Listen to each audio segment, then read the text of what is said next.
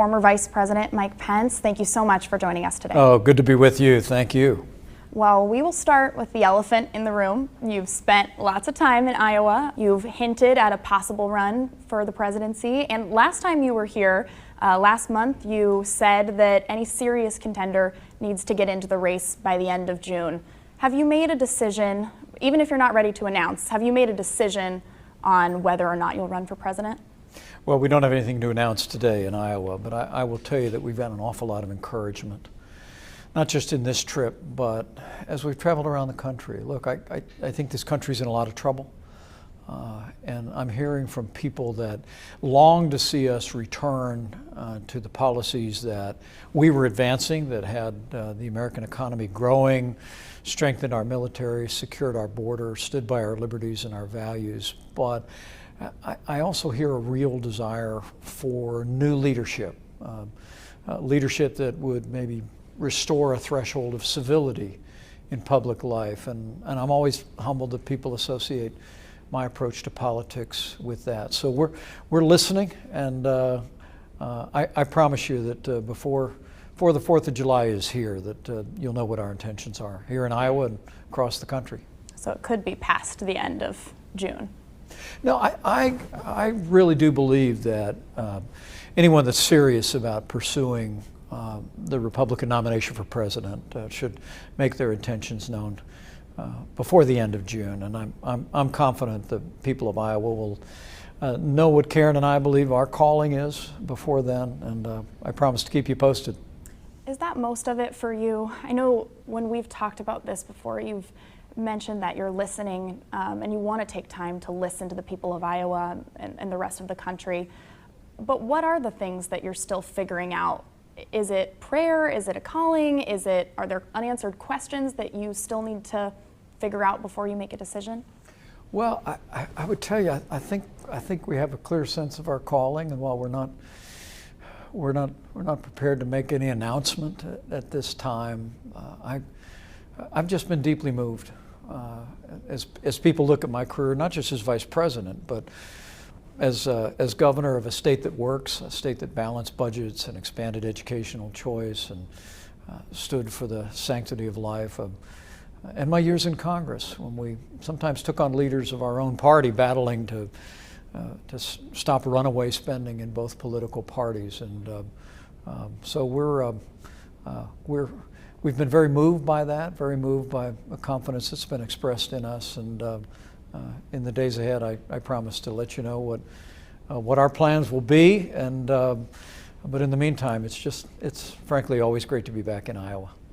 Talking about Iowa, if you were to announce a presidential run, what role would Iowa play in your campaign? Well, look, Iowa is first in the nation. Iowa's always played an outsized role in shaping the leadership of both political parties. Sadly, that won't be true in this election, and I think that's a great loss for the Democratic Party. I think Iowa, like I think my home state of Indiana, really is the heart of the heartland. Good, hardworking people that represent the very best of this country, that understand the broad range of this economy, both in the city and on the farm. And also, my sense of Iowa is that the people of Iowa take that responsibility to heart. And I'm very confident that Iowa is once again going to do their part.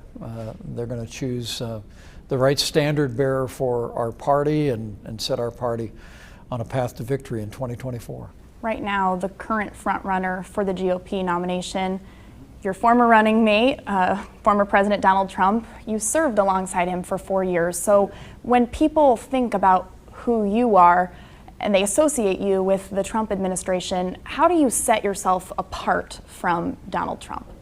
Well, if we were to enter the campaign for the Republican nomination, I would begin by saying I'm very proud of the record of our administration. Historic tax cuts, historic investments in our armed forces.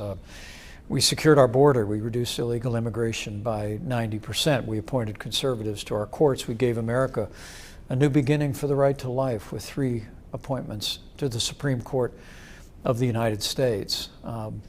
But elections are always about the future. And for my part, I believe America is the leader of the free world. We need to continue to be the arsenal of democracy. We need to continue to provide support for the courageous Ukrainian military until they repel the Russian invasion. My former running mate's taken a different view of that, and on that we would differ. I also hold the view that one of the great challenges in this generation is that we have a national debt the size of our nation's economy for the first time since World War II. Now, Joe Biden's policy is insolvency. He says that we won't even talk about reforming Social Security and Medicare for even younger Americans. Even though those programs are 70% of federal spending. And you know, I became a grandfather 3 times over in the last 2 years. I just can't look at those 3 beautiful little granddaughters and say to them, this national debt is your problem. I think we need to produce leadership in this country that will be straight with the American people about the debt crisis that we're facing now and in the future, and offer common sense reforms that will preserve Social Security and Medicare for younger Americans and keep our promises to seniors. I know that Joe Biden's policies, we're not even going to talk about it, and my old running mate's taken the same position Joe Biden has. I think the American people deserve better, and should I become a candidate for president, we'll be drawing that contrast on policies at home and abroad. Talking a little bit more about if you choose to run for president, and talking about that here in Iowa, a very significant, large group of Iowa Republicans are Iowa evangelicals. They played a large role in 2016. In 2016, Iowa evangelicals made up almost 2/3 of Republican caucus goers here in Iowa. But the latest Des Moines Register poll, granted it's in March, it's the latest one, it shows that nearly 40% of Iowa evangelicals view you unfavorably. How do you plan to change the minds of that group of people? You know, one of the things I've learned in the last 2 years is that I'm well known, but I'm not known well. I mean, people in Indiana know me as a conservative congressman fighting for fiscal discipline and traditional values, serving in Republican leadership in the House, the first time we defeated Nancy Pelosi. They also know me as a governor, as a chief executive that balanced budgets, cut taxes, set record employment in Indiana, and expanded educational choice, doubling the program that we had founded in our state years earlier. They knew that we'd taken strong stands for life and religious liberty. But I accept that most Americans just know me as vice president. And you know, I was always loyal to President Donald Trump. I understood the role of the vice president was to stand beside the president and to support the policies of the administration. Wherever the president and I had a difference, I would share them with him in private, but ultimately respect his decision. And until the end of the administration, there was no public difference between us. But in that sense, I think most Americans see me in that role as vice president and a loyal lieutenant. I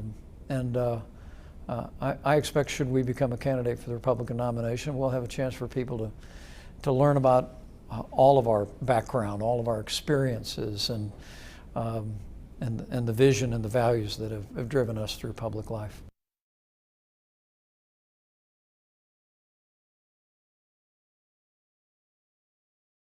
Entering the race. Well, I wish him well. It's a free country, and I have to tell you that one of the great privileges that I had in my life was serving as governor of Indiana. But also, even during the difficult days, early days of the COVID pandemic, when I worked with all 50 governors around the country, literally every single week, in trying to implement policies that would make sure that our families and our businesses and our healthcare workers were able to see their way through that. So I welcome any governor in America into this debate. I welcome other leaders into this debate, and as I said, I wish him and Casey well. Ron DeSantis has seemingly also pitched himself as a new direction for the Republican Party, as seemingly the best alternative to Donald Trump. How would you differentiate yourself from someone like Ron DeSantis? Well, I think if I became a candidate, I think that'd be up to voters. It's a privilege for me to have served in leadership in the Congress. Served for 12 years. I know members of the House and Senate. I know how to get things done. We got an awful lot done in those first 2 years that we had Republican majorities in the House and Senate. I've been a governor. I understand how state government works, but I also had the great privilege of participating in the foreign policy of our country, traveling around the world and representing the United States. And should we become a candidate, we'll certainly reflect on all of the experience, because I do think the challenges that our country's facing today call for experience. We've got to bring our very best effort. Joe Biden has literally weakened America at home and abroad, from the disastrous withdrawal in Afghanistan, the capitulation to Iran. I think it's emboldened the enemies of freedom around the world.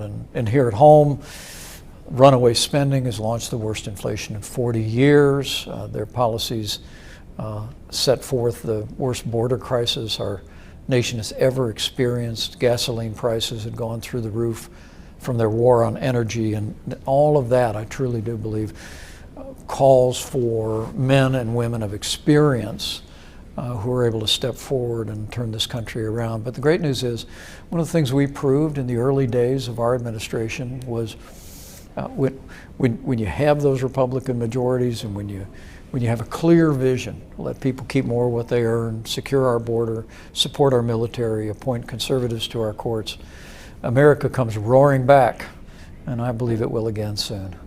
I want to turn to talk to you a little bit about January 6th. I know it's something that you have written about in your book, you've talked about in countless interviews, and you've acknowledged the dangers that you potentially could have faced that day, that there were rioters that were chanting, "Hang Mike Pence."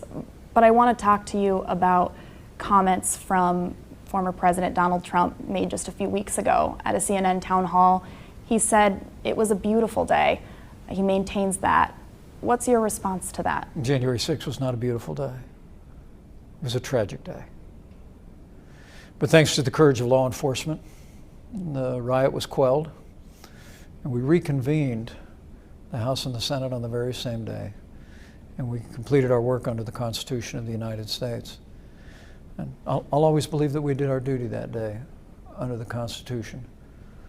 Now, that's not to say I didn't share the concern of millions of Americans about irregularities in the election. I fully supported all of the lawsuits that raised those issues in the courts in the country. But once Iowa, once Indiana, once every state in the country had certified the results of the election, I believe the duty of the Congress was clear. And as I said, by God's grace, with my family at my side that day, I'll always believe that we did our duty. There was one Iowa man, Doug Jensen, who was seen on video walking through the U.S. Capitol, leading rioters just a throwing distance away from you. Your own security detail testified against Jensen in court. If you had the opportunity to talk to Doug Jensen or any of the 7 other Iowans who were charged for their actions on that day, what would you tell them? I believe in due process of law. I said that day in a Twitter statement that the violence needed to stop and people needed to leave the Capitol, and that those who failed to do so should be prosecuted to the fullest extent of the law, and I still believe that. Look, what happened on January 6th was tragic, and we can never allow it to happen again. I mean, to think that in the very citadel of our democracy, we saw the kind of rioting and violence and vandalism that we saw is just utterly unacceptable. Now, I stand by the due process rights of every American, the right to make their own case in court. And in my heart, I'm a forgiving man, but I do believe that it's important that the people that engaged in violence, particularly against law enforcement officers, be held to account in the law. During your latest trip to Des Moines, you spent some time at Des Moines Christian schools. You've been an ardent supporter of school choice policies. Iowa just passed one.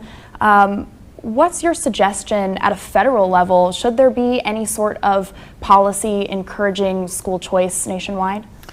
Well, let me say I couldn't be more proud of Governor Kim Reynolds and the Republicans in the state legislature for making history and extending educational choice to every family in this state. I believe it's going to change education for generations, and I think it's going to strengthen private education and public schools. You know, here in America, we understand that competition makes everybody better, and I think that now that Indiana, Iowa, Arizona, other states around the country are expanding school choice to every family, regardless of income and area code, is truly historic. With regard to the federal government's role, I will tell you candidly, I'm someone who believes the Federal Department of Education should be closed down. We ought to block grant all of those federal resources back to the states to promote exactly the kind of education innovation. I mean, education is a state and local function. And under the 10th Amendment of the Constitution, those powers that are not literally given to the federal government are reserved to the states. And I'll always hold the view that when it comes to education, when it comes to public safety, we need to preserve the states' rights and abilities to innovate. And so I'll continue to hold that view. But if I'm ever working in Washington, D.C. again, you bet, so long as there's a federal Department of Education, we'll do our part to try and encourage policies that will promote more educational and parental choice here in Iowa and all across the country. Well, Mr. Vice President, I appreciate you spending time and talking with us today. Thank you so much. Good to see you again.